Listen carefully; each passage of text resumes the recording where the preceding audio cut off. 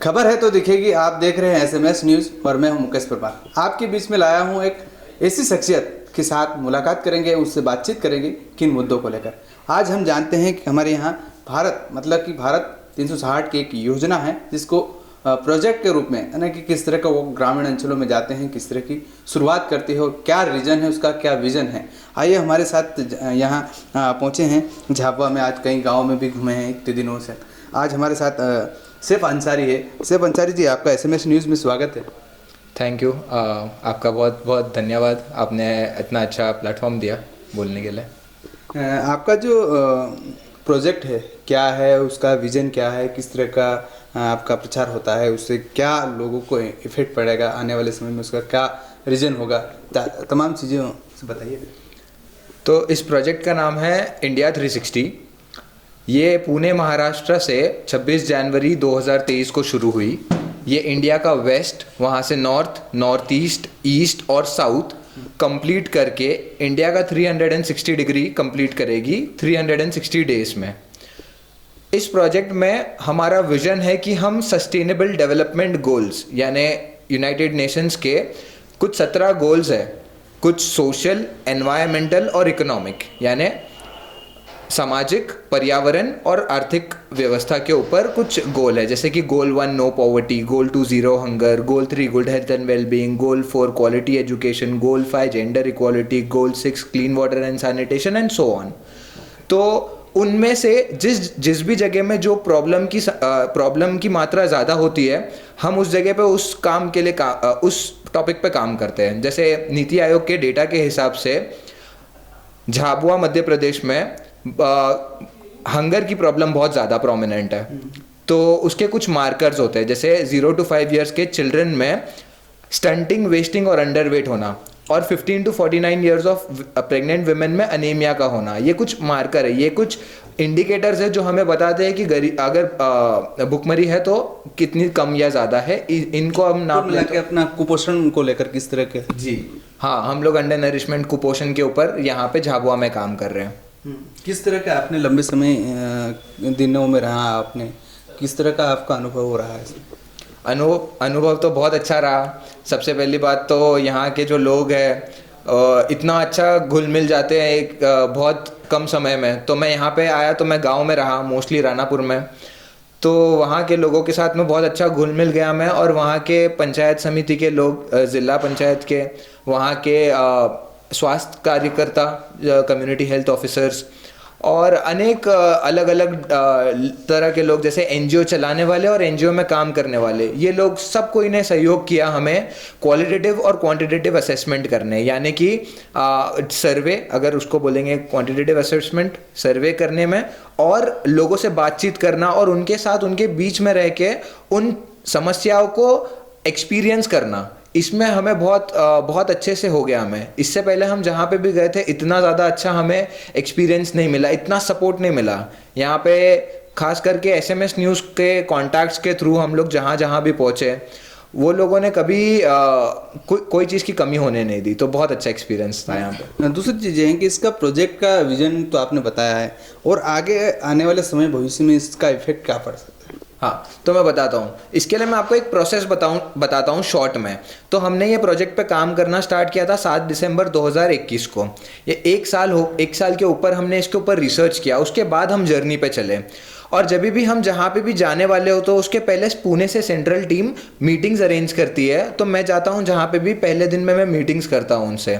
हम expectation settings कर लेते हैं कि हमारी जो सोच है क्या आप भी वो सोच रखते हैं, और अगर हम लोग आई टू आई देखते हैं, अगर हम लोग नज़रिया एक रखते हैं, तो हम उनके साथ में काम करने लगते हैं। तो यहाँ से अगर एक एग्जाम्पल के तौर पे बोलूँ तो अगर एसी ख़राब है तो हमें पहले पता लगाना पड़ता है कि एसी का क्या पुर्जा ख़राब है। तो फिर बाद में हम मार्केट से उस पुर्जे को ले आते हैं और किसी स्पेशलिस्ट को बोलते हैं इसे बदल दो। तो उसी तरह प्रोजेक्ट का ये पड़ाव है जहाँ पे पता लगा जा रहा है कौन सा पुर्जा ख़राब है।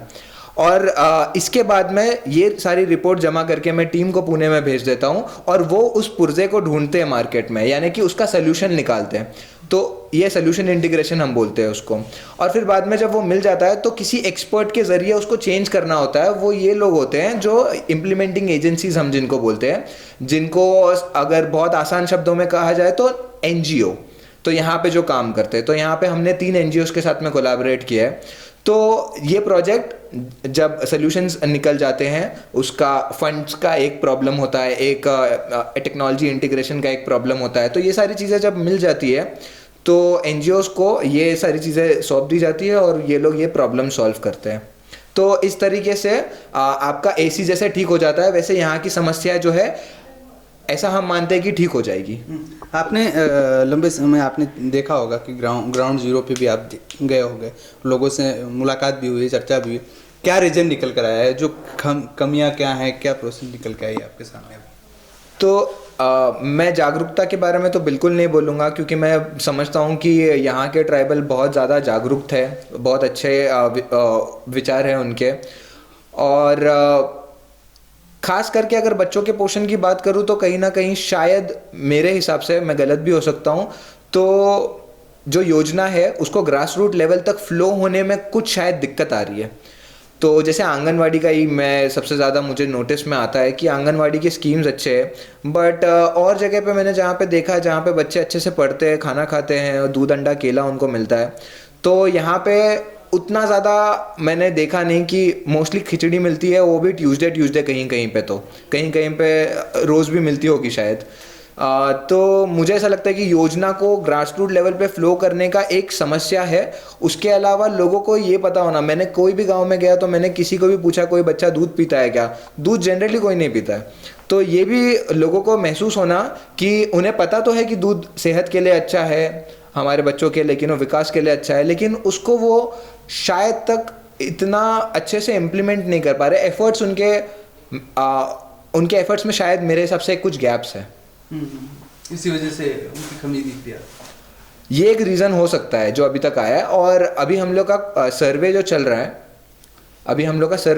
रहा है वो कंप्लीट होगा 1 हफ्ते में, और उसके डेटा आने के बाद में हमें संक्षेप में पता चलेगा कि एग्जैक्ट रीज़न क्या है। क्या लगता है कि आपने इस ट्रैवल एरिया में भी आपने देखा होगा, ट्रैवल की एक कम्युनिटी है, उसमें भी आपके संस्कृति कला है, उसकी रीति रिवाज भी देखे हों, उस पर भी क्या आप कितना महसूस किया है?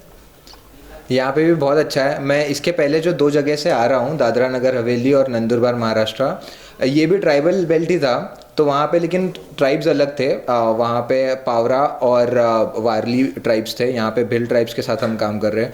इनका कल्चर मुझे बहुत पसंद आया। एक तो पहला कल्चर है बहुत वेलकमिंग, कभी भी कहीं पे भी जाओ, किसी भी अनजान के घर में कोई ये नहीं पूछता आप कौन हो, कहाँ से आए हो, सबसे पहले वो वेलकम करके बोलते हैं। तो ये मुझे बहुत अच्छा उनका जेस्चर लगा, बहुत अच्छे से घुल मिल जाते हैं, और उनका किसी चीज़ के प्रति नेगेटिव मैंने नहीं देखा उन्हें। तो ये तो बेसिक मेरा एक्सपीरियंस रहा। उसके अलावा खाना बहुत पौष्टिक टेस्टी बनाते हैं, और उनका जो डांस होता है वो मैं पिछले बार मैंने भी आके देखा था, डांस म्यूज़िक वो सब में उनकी रुचि है, वो सब बहुत बढ़िया चीज़ है देखने के लिए। यहाँ पर भी किस तरह लगा आपको? यहाँ की ट्रैवल अभी भगोरिया है, जिसे उसकी पहनावटी है, हाँ, इधर यहीं का बोल रहा हूँ मैं, यहाँ का बहुत ब्यूटीफुल है पहनावट। वहाँ की वो जो है, ज़्यादातर जो आदमी होते हैं वो वाइट कुर्ता और ऊपर ब्लैक या फिर ब्लू कलर का एक जैकेट पहनते हैं, कोटी जैसा मैंने पहना है, और पगड़ी पहनते हैं रंग बिरंगी, और गर्ल्स रहती है चनिया चोली पहनते हैं, वो आप लोग क्या बोलते हैं पता नहीं। बहुत ब्यूटीफुल लगता है वो। दूसरी चीज़ें आपने कहीं खान पान की बात करी, तो खान पान में भी बहुत सारी चीज़ें आपको अलग तरह की देखने को मिली होगी। हाँ, तो मुझे तो गेहूं के रोटी की आदत है, तो यहाँ पे मैंने जब से आया था तो मैं मक्के की रोटी खा रहा था, और मक्के की रोटी बहुत ज़्यादा हैवी हो जाती है मेरे लिए, वैसा था। उसके अलावा मैं मोस्टली वेज खाना ही प्रेफर करता हूँ, तो पापड़ी की सब्ज़ी और चने की सब्ज़ी और ये सारी चीज़ें मैंने गांव में था जब मैं खा रहा था। या आपने सोचा होगा ट्रैवल इस इलाके में बहुत सारी चीज़ें होती हैं जो कई चीज़ें बता नहीं पाते हैं। हाँ। वो समझते हैं कि कोई बाहर के आए हैं, कुछ और करके जाएंगे, ये सा लगा। तो जब मैं उनको सवाल पूछूंगा तो वो लोग इस तरीके से जवाब देते हैं कि क्या जवाब देना चाहिए वो सोच के। लेकिन जब मैं उनके बीच में रह रहा था तो एक टाइम बाद में वो चले जाता है, तो जैसे अपने को ट्रीट करते, अपने घर वालों को ट्रीट करते, उनके सामने फ्री हो जाते हैं, और वो जो चीज़ें नहीं बोलनी चाहिए ऐसा कुछ फिल्टर नहीं होता है उसके बीच में। तो मैंने रियलाइज़ किया कि मैं जब गाँव में रह रहा था थोड़ी देर बाद उनका वो फिल्टर चला गया, तो अभी सारी चीज़ें बिना फिल्टर बिना सोच समझे मेरे पास पहुँच रही थी। तो वो ज़्यादा बेटर तरीका था चीज़ों को ज़्यादा समझने के लिए। अगर मैं सवाल पूछूंगा तो वो ये सोचेंगे कि मुझे क्या बोलना चाहिए, क्या मैं फंस जाऊंगा ये बोल के, क्या मुझे इससे फ़ायदा होगा, क्या, ये सोच के कभी कभी लोग जवाब देते हैं। तो उनके साथ रहने में ऐसा नहीं होता। तो ये हैं सैफ अंसारी, जो इनकी जो प्रोजेक्ट है भारत 360 इनका प्रोजेक्ट है, जो इस तरह के काम करते हैं, जो ट्रैवल हो या अन्य डिस्ट्रिक्ट हो या अन्य प्रदेश हो, अन्य राज्य हो, तमाम जगह इनका निरीक्षण होता है, जिसे जाते हैं ग्राउंड लेवल पे और उसे तहकीकात तक पता करते हैं कि किस तरह की समस्याएं हो रही हो, किस तरह का जो प्रोजेक्ट में इनका जो प्रोजेक्ट होता है जल्द से जल्द, ताकि सरकार को इम्प्लीमेंट कर सके, केंद्र को कर सके, या इनका एनजीओ तक जहाँ जो कमियां हैं वो खामियों का बता पाए, ताकि आने वाले समय में इनको सरकार को उन प्रोजेक्ट को पूरी तरह से कर पाए। तो इस तरह के प्रोजेक्ट है इनका, और ये है मुंबई से आए हैं, यहाँ झाबुआ ज़िले में कई दिनों से रहे थे, इनकी टीम रही थी, और इस तरह के इनका एनजीओ का इनका जो प्रोजेक्ट है वो काम करते हैं। कई एनजीओ से भी उनकी मुलाकात का हुई है, तमाम चीज़ें हैं। तो ऐसे ही हम आपको ऐसी खबर लेकर आते रहेंगे। तब तक हमें इजाज़त, नमस्कार।